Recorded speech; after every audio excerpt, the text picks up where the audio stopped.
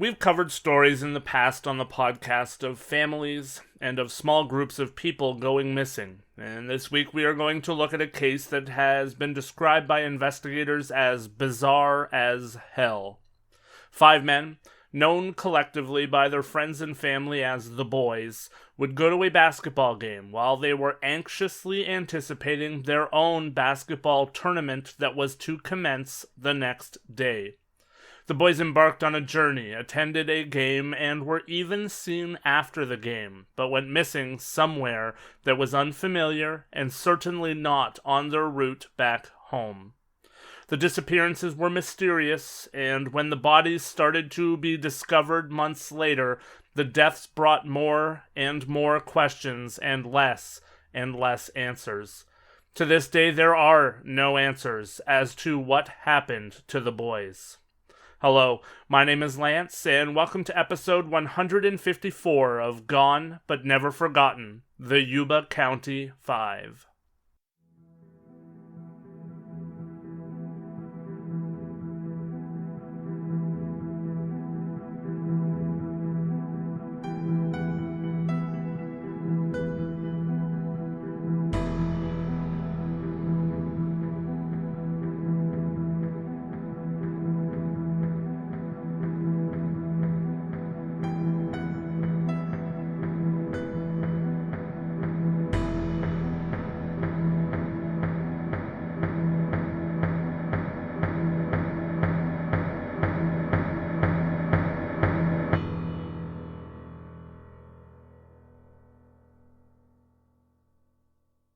The Yuba County 5, also known as the Boys, was made up of Bill Sterling, Jack Huett, Ted Weiher, Jack Madruga, and Gary Mathias. They were 5 young men who were, of course, from Yuba County, California. All 5 men had found one another because they came from similar circumstances, having struggled with different levels of mental health and mental issues. They had found one another out of a shared love for sports and a shared understanding of who each was.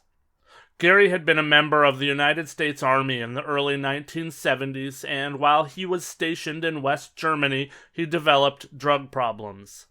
The addictions that he suffered from ultimately would lead to him being diagnosed with schizophrenia, and he was given a psychiatric discharge from the Army.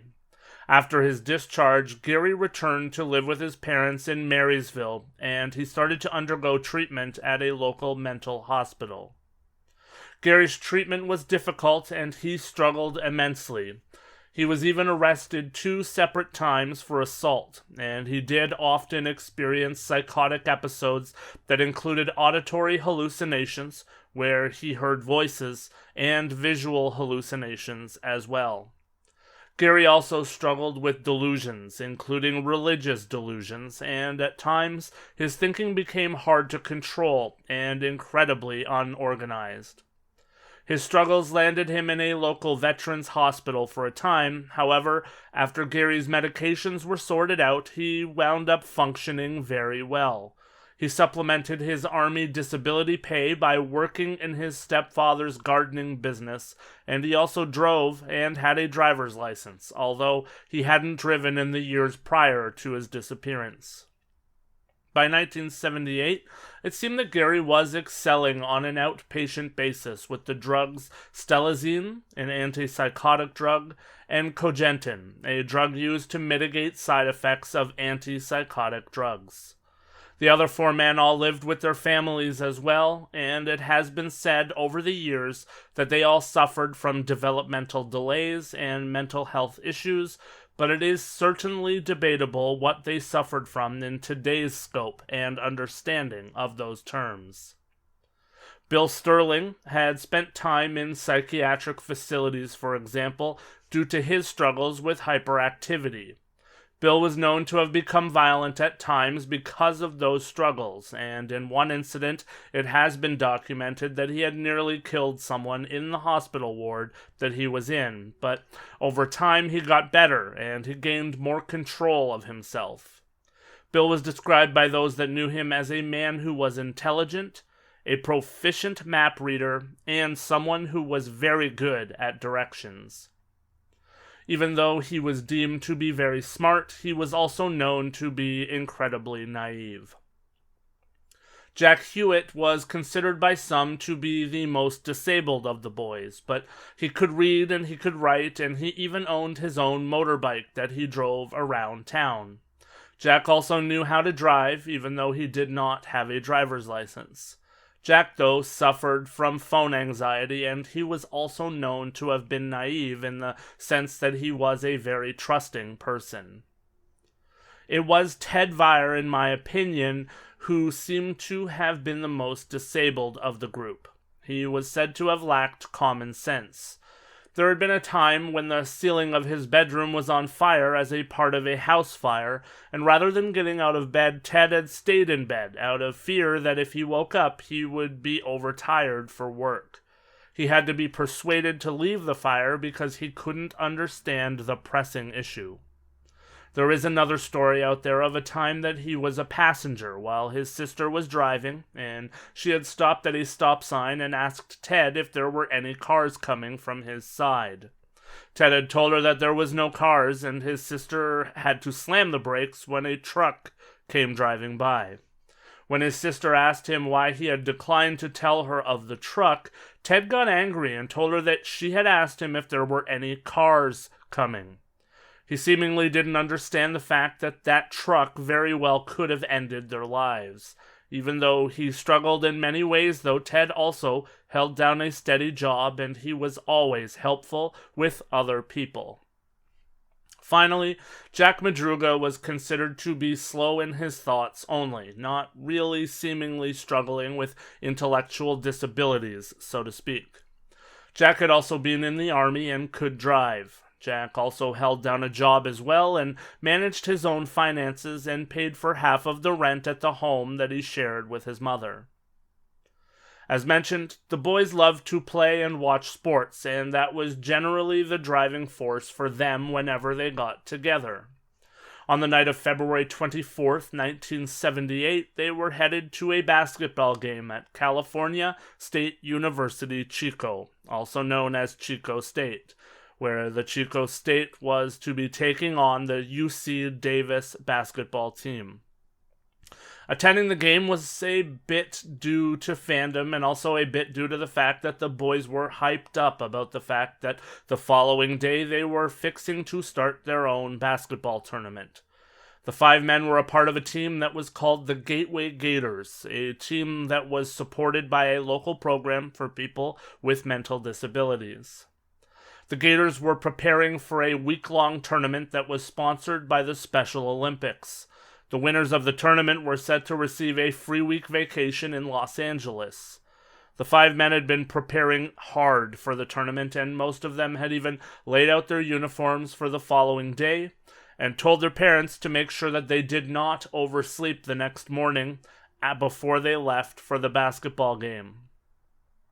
Jack and the rest of the boys then set out with Jack driving his 1969 Mercury Montego for the 50-mile drive north to Chico State. The families remembered that their sons had only been wearing light jackets, not dressed for any extended period of time in the outdoors, due to the fact that February is certainly a cool time of year, even in California. The boys attended the game, which Davis won, and they got back into their car, and they drove a short distance from Chico State to a Bears Market store that was located in downtown Chico, where they stopped. All 5 seemingly went into the store, and they purchased snacks, sodas, and cartons of milk for the drive back home. They arrived at the store around 10 p.m., which was closing time. That was the reason that the clerk at the store later remembered distinctly the 5 men coming to the store. She had been irritated that such a large group had come in so close to closing time and delayed her preparations for starting to close the store for the day. CCTV footage caught the fact that the boys were in the store, and that would sadly be the last time that any of the 5 men would be seen alive. That night, some of the families of the men stayed up waiting and anticipating the return of their sons, and when they did not return and had not been heard from by morning, the police were notified by the families that the men were missing. Police began to search along the route that was expected that the boys would have taken to get home from Chico, because it was the most known way, and it was also the way that they always took, and the 5 men were very much creatures of habit. Unfortunately, though, no sign of the men was found along that route or any other routes that were searched for clues. While the searches were going on, it was announced in the media that the 5 men were missing and that they had been in Jack's Montego. A few days after the boys had been reported as missing, a Plumas National Forest ranger called investigators and told them that he had seen a Montego parked in the forest along Oroville-Quincy Road inside of Plumas National Forest. Plumas National Forest is a 1.15-acre national forest that is located in the northern part of California. The area is rather dense and rather quiet and rather mountainous. That means that in February there was a lot of snow. The ranger said that when he had first seen the Montego, he had not thought much of it, because oftentimes people did park their cars alongside the road to go skiing, or to go on hunting trips, or to go hiking, or even to go to the few remote cabins that were in the area. After he saw the missing persons bulletin, though, he called deputies on February 28th because he believed that it was the vehicle that they were searching for. Investigators obviously then made their way to the vehicle, and when they found it, there was certainly evidence that the 5 men had been in the car between when they were last seen at the Bears store and when the car had been abandoned, stuck in snow on the side of the road. There were empty wrappers and containers from the food and drinks that the boys had purchased when they were in Chico, and there were also the programs from the basketball game and a road map of California. The car, though, was approximately 70 miles or 110 kilometers away from Chico and well off any path that could or would have been taking the boys home. The discovery of the car brought even more questions because there was seemingly no reason for the boys to have left the car as it was and where it was. There was also no reason for the boys to have ventured up the long and winding road to get there, and even though the car was stuck in snow, it was evident that the 5 men could have pushed the car out of the snowdrift that it had become lodged in. There was proof that they had spun the tires in an effort to try and get the car unstuck. The keys to the car were not there, so investigators believed that perhaps they had taken the keys with them, wherever they had gone, because there was an issue with the car. But when the car was hot-wired, the engine started easily and the car ran perfectly. It also still had a quarter tank of gas. The car also had no dents or even marks on the sides or the bottom of the vehicle, which led investigators to believe that whoever had been driving was either driving incredibly carefully, or they knew the area very well, or both. However, Jack's family said that he was not familiar with the road at all, and that Jack wouldn't have willingly ever allowed someone else to drive his car. The car doors were also found to be unlocked, and one of the windows had been left partially open. Also things that were out of character for Jack to do or allow because he loved that car and was very particular in how it was taken care of. Search parties headed out into the forest as best that they could, and the media picked up the story, putting the faces of the 5 young men all over the news in hopes that someone would have seen something, or that someone may have seen one of the boys after the fact. Search efforts, though, were severely hampered by a snowstorm, and a few days later, investigators were starting to find themselves lost, or nearly lost as well, because of the situation and the snow. Searches were called off due to continuing bad weather, and the fact that it was believed that snow would have covered up any evidence as well. Investigators had zero evidence to go on aside from what was inside of the car and the car itself. They knew where the boys had been. They knew where the boys had gone, and they knew where the boys had ended up in the car, and that was the end of the trail. Investigators reached out to the public, and they used the media, offering rewards for any information that led to the discovery of the boys. Police received reports of some or all of the men being sighted after they had left Chico. There were even reports that they were seen elsewhere in California completely, and even in other parts of the country. Most of the reports that came in, though, were eliminated immediately and easily dismissed. One man, though, Joseph Shawns of Sacramento, told police that he had accidentally spent the night of February 24th near where the car had been found. He said that he himself had driven up there to check on a cabin that he had there so that he could investigate the snowpack for a ski trip that he had coming up with family. Joseph said that around 5:30 p.m., he too had become stuck in a snowdrift, and as he was trying to get his car free from the drift, he had realized that he was having the early signs of a heart attack, and so he had returned to his car and kept the car running for heat. Joseph said that approximately 6 hours later, while he was lying in the car and in extreme pain, he saw headlights coming up behind him, and he saw a car parked behind him with its headlights on and a group of people around the vehicle. Joseph said that he believed that one of the people was a woman that was holding a baby. He said that he called out to the people that were there looking for help, but when he did, they stopped talking, and they turned off the headlights to the car. Later, he would see flashlights, and he said that he called out for help again, but this time, voices again stopped, and the flashlights all went out. Joseph then said that he remembers seeing a pickup truck parking approximately 20 feet behind him for a very short period of time, and then it continued on down the road.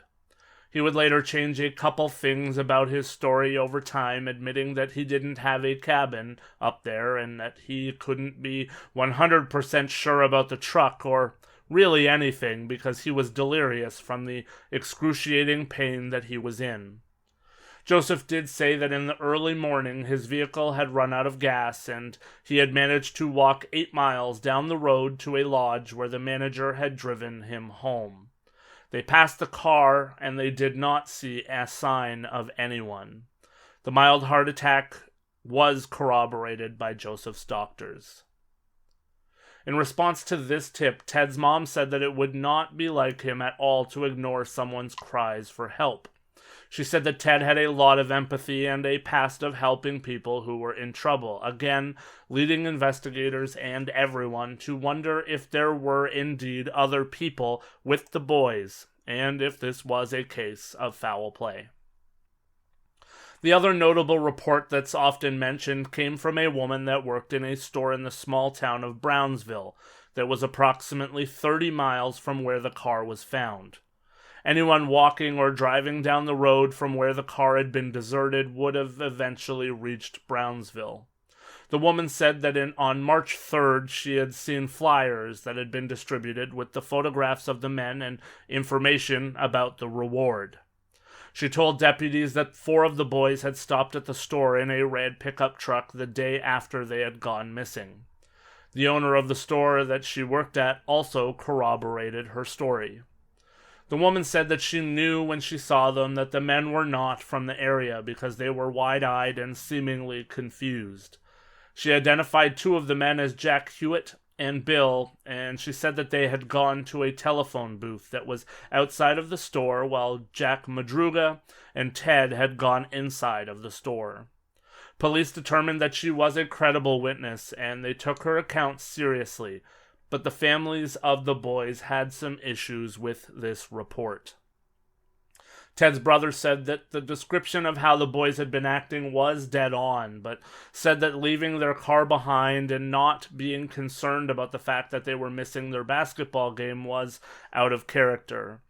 Jack Huett's brother had a very difficult time believing the report because he said that of the 5, Jack would have been the last one to ever go for a phone because he did suffer from severe phone anxiety to the point that even when his friends would call their home, he would get his brother to answer the phone for him. So there certainly was an issue with the fact that of the 4 men, if the 4 were present, Jack certainly wouldn't have been one of the ones to try and use the phone. Unfortunately, other than these 2 reports, the story seemed to stay cold. There really was no evidence to go with. With most of the snow in the higher elevations finally melted off, a group of motorcyclists would head up to the Plumas National Forest, and they found themselves at a trailer that was maintained by the United States Forest Service and used by various departments. The trailer was on a campsite off of the main road about 20 miles from where the car was found in February. The trailer was reached on June 4th of 1978, and the front window of the trailer had been broken, and when they opened the door, they were overtaken by an awful smell, the smell of a decaying body that was inside of the trailer. The body would later be identified as Ted Weiher's, and there were no signs of foul play. The discovery obviously had searchers out again in force, and the following day, June 5th, the remains of Bill and Jack Madruga were found on opposite sides of the road, approximately 11.5 miles from where the car had been located. Jack's body was partially consumed by scavenging animals, and only bones remained of Bill's body, and they were scattered over a small area. Autopsies would show that Bill and Madruga had died from hypothermia. Deputies believed that one of them may have given in to the need to sleep that comes with the latter stages of hypothermia, while the other had stayed by his side and died in the same way. 2 days later, on June 7th, heartbreakingly, Jack Huett's father would find his son's backbone 2 miles to the northeast of the trailer. His shoes and his jeans were nearby, and that helped investigators to identify the body. The following day, a deputy sheriff found a skull downhill from where the backbone was found, and dental records would prove that the skull did belong to Jack Huett. Huett's death was also attributed to hypothermia. No trace was found of Gary then, and no trace of Gary has been found in the 46 years since. At the time, investigators worked tirelessly, checking for him in mental institutions all over California because he would have been off his medications for a very extended period of time. Again, much like when the car was discovered, the discovery of the remains of 4 of the 5 men certainly brought about even more questions than answers. There were a lot of strange things encircling the disappearances of the men and their surroundings. For starters, inside of the trailer, Ted's body was found on a bed, and he was wrapped in 8 sheets, seemingly to keep him warm. Even his head was wrapped up, so it also could have been an attempt to preserve his body. The autopsy showed that Ted had died from a combination of hypothermia and starvation. Ted had lost half of his 200 pounds of body weight, and the growth of his beard showed that he had lived for slightly more than 3 months since he had last shaved. It was believed that that meant that he had lived for between 8 and 12 weeks after the boys had disappeared. Ted's feet had been badly frostbitten, and they were almost gangrenous. On the table next to Ted's body were his personal effects, including his wallet with cash inside of it, a nickel ring with his name engraved on it, and a gold necklace. Also on the table was a gold watch, which Ted's family said did not belong to him, and also a partially melted candle. Ted had been wearing a shirt and pants when he had passed away, but his shoes were never found. The entire trailer situation was beyond puzzling, because it was evident that the men had broken into the trailer, but they seemed to leave a lot of what was there untouched. Ted had passed away from hypothermia, even though he could have set a fire inside of the trailer's fireplace, There were a ton of matches there and even kindling with which to start a fire. There was also a lot of heavy forestry clothing that could have kept all 5 of the men warm, and yet it remained untouched as well. Perhaps the most puzzling and sad part was the fact that it was evident that the men had found and eaten at least a dozen sea rations. For those that don't know, those rations are military rations. They had taken the cans from a storage shed outside of the trailer that had been opened, and the rations were consumed. However, there was another locker in the same shed that had more dehydrated foods inside. It was determined by investigators that there was enough food inside of that trailer and inside of those storage areas for all 5 men to have been kept alive for an entire year, and yet nothing else was opened. Another shed that had remained untouched nearby held a butane tank with a valve that if it had been opened, would have fed the trailer's heating system.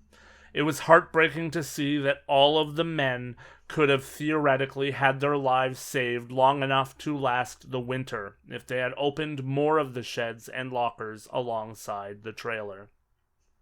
Investigators believed that at some point Jack Madruga or Gary or both had been in the trailer with Ted because Gary's sneakers were found in the trailer and the sea rations had been opened with a P38 can opener, which only Gary or Madruga would have had experience using from their time within the military. It's believed that Gary may have put on Ted's shoes when he left the trailer, if he had indeed been there. Sadly, in all of the years since the boys went missing, there haven't really been any leads into the case or any movement. Seemingly, there's nothing in this case except questions and sadness and theories. It's heartbreaking to know that perhaps a fear of breaking into the sheds and lockers, combined with their penchant for being naive, may have led to the deaths of at least some of the boys. They may have been too afraid to break in and afraid of breaking the law by doing so. The fact that there was enough supplies to keep them warm and fed and alive is truly bothersome.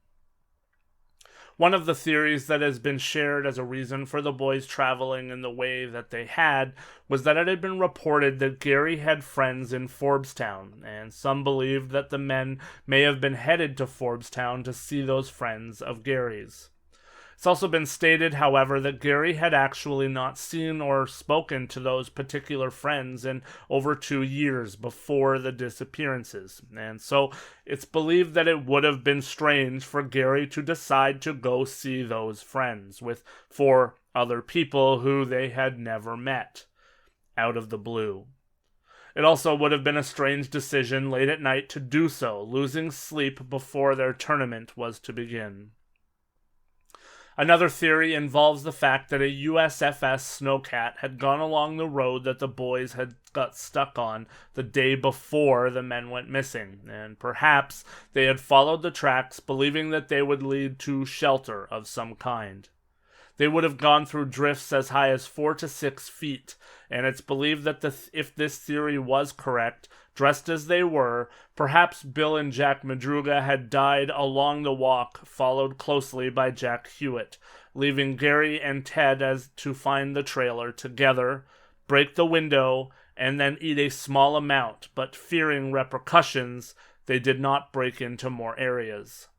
Gary also wouldn't have taken long to start having struggles without his medication. It's believed that if this theory was correct, that Gary stayed and took care of Ted until he died, and then tried to get back to civilization. The families believe in large part that there must have been some force that made the boys go up there in the first place, because they wouldn't have driven that road or fled into the forest for no reason. That was extremely out of character for all 5 men.